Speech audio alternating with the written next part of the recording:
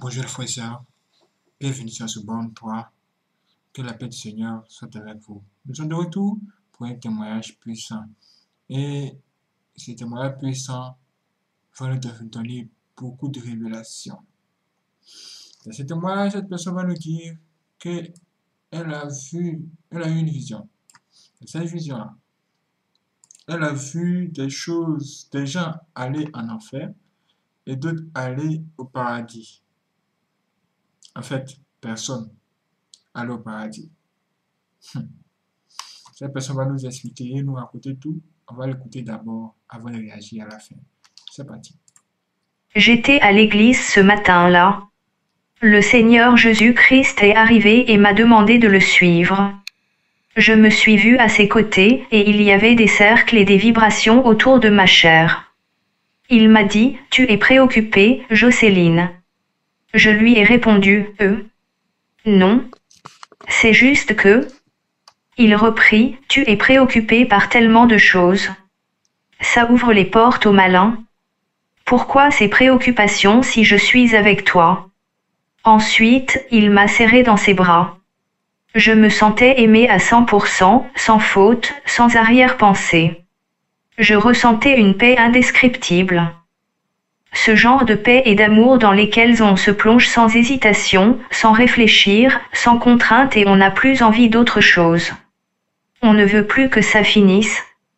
Puis il m'a emmené devant la bouche du séjour des morts. Il y avait du bruit, partout. Là, nous sommes restés pendant 5 minutes. Je ne peux pas dire avec exactitude combien d'âmes sont tombées durant ce laps de temps. Le Seigneur pleurait. Il criait en disait ceci dans les pleurs, ô homme. Qu'est-ce que je n'ai pas fait pour t'éviter ce lieu? Que t'ai-je fait de mal pour ne pas m'aimer au point de finir ton parcours dans ce lieu? J'ai vu des chrétiens de toutes les églises, des musulmans, des athées, des hindous, des païens, des sectaires, des tradipraticiens, bref des hommes, des femmes et des enfants d'un certain âge et de toutes les classes sociales, riches et pauvres tombés dans la bouche de l'enfer. Le plus triste c'est qu'il y avait même des gens qui priaient dans les assemblées dans lesquelles le message de la sanctification corps âme esprit est prêché.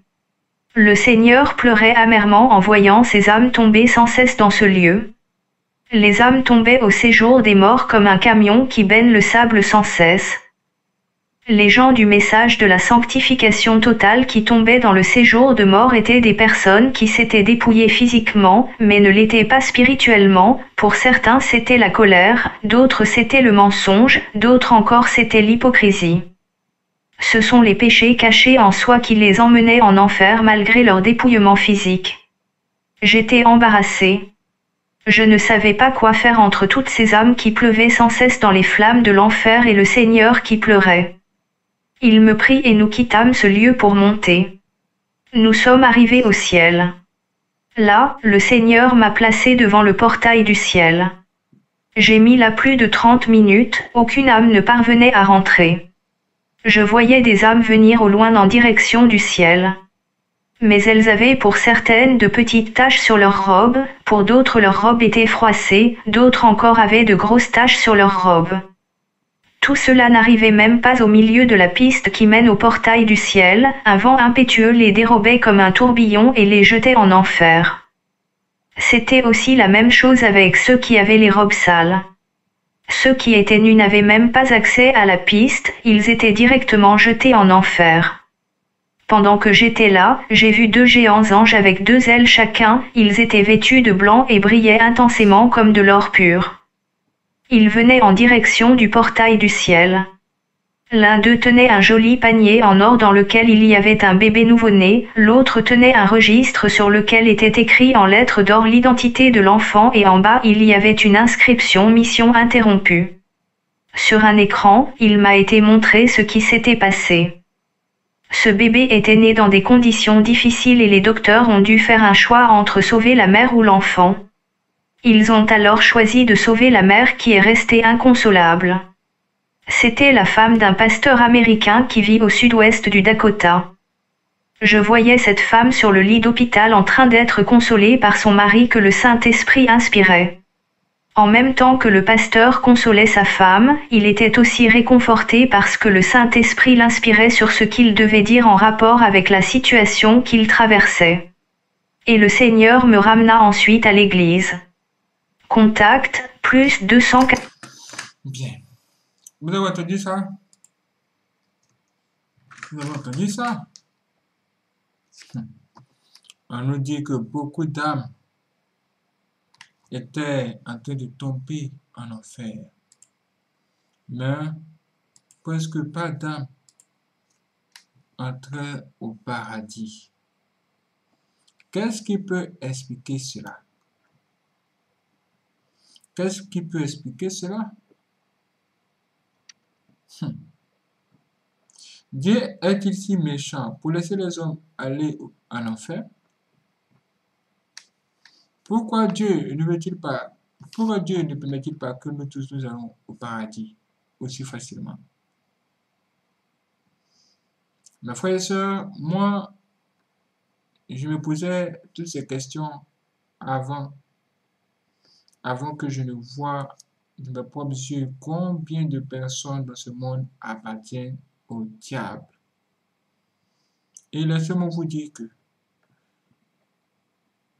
depuis que je sors, ça fait maintenant, on va dire, 5 ans.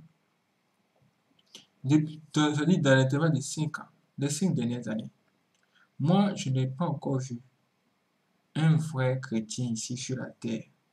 Quand je dis un vrai chrétien, c'est-à-dire un vrai croyant, quelqu'un qui a vraiment la crainte de Dieu, les gens comme Job, les gens comme Joseph ou même Jésus. Je n'ai pas encore vu cela. Je n'ai pas encore vu une personne avec le Saint-Esprit. Pourquoi? Parce que tout ce que j'ai vu sur mon chemin, durant ces 5 dernières années, ces gens-là m'ont attaqué avec le pouvoir de la sorcellerie. Je me suis dit, mais que se passe-t-il?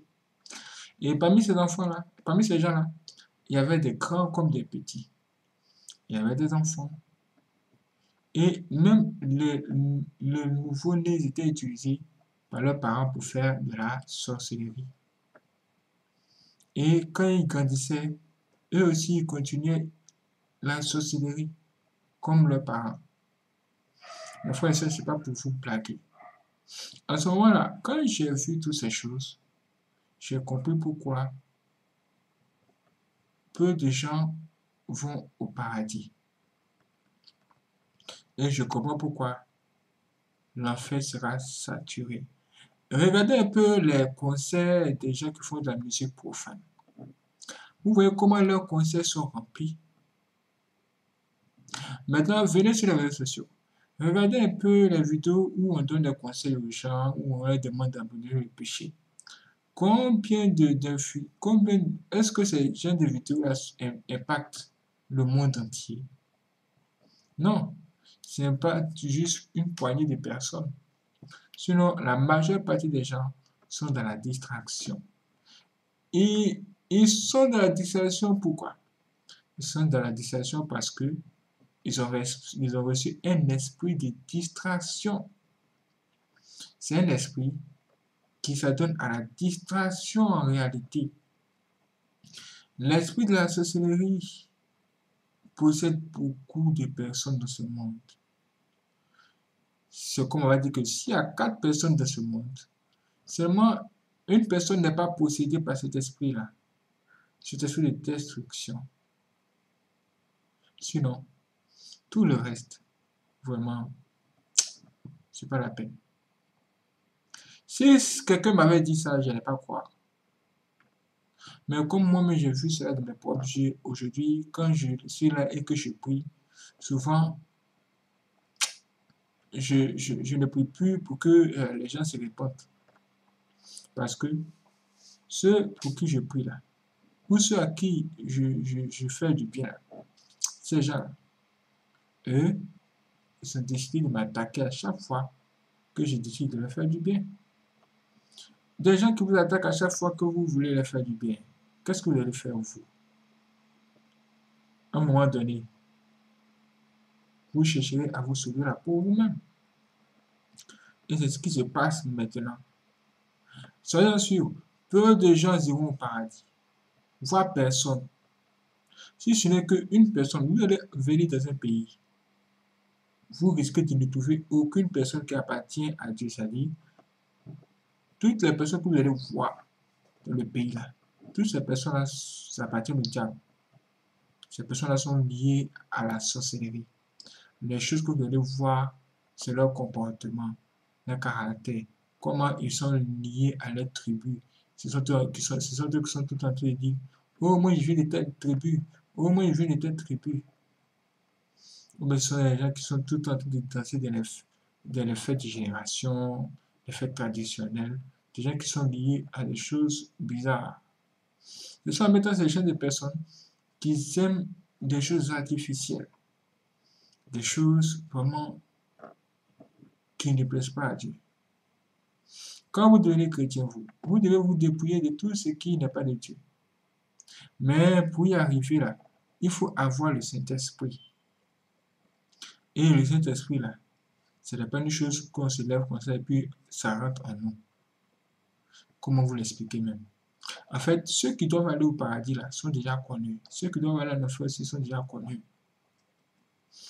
Quand tu nais là, c'est-à-dire tu es né avec ça. Tu nais avec un bon cœur. Tu es un bon arbre. Naturellement un bon arbre. Oui. Et ce sont les bons arbres qui produisent de bons fruits. Je ne sais pas si vous me comprenez. C'est genre comme si vous voulez forcer le diable à être gentil. Alors qu'il ne sera jamais gentil. C'est fini. Un démon, vous ne pouvez plus délivrer un démon. C'est comme ça qu'ils sont devenus les hommes. Seul le Seigneur Jésus-Christ peut changer ce qui est noir en blanc. Parce que lui seul a le pouvoir de le faire, je vous l'assure. C'est pourquoi nous devons toujours prier pour nos ennemis, garder nous-mêmes la foi et chercher à savoir si on a péché contre Dieu et nous repentir chaque jour, comme Job. Allez lire Job. Quand vous lisez le livre de Job, vous découvrez qui est Job. On dit que c'était un homme bien, un homme intègre et droit. Même Dieu parlait son bon nom parce que le gars, il était bien. Qu'est-ce qu'il faisait? Et puis, ça a plu à Dieu. Allez découvrir par vous-même.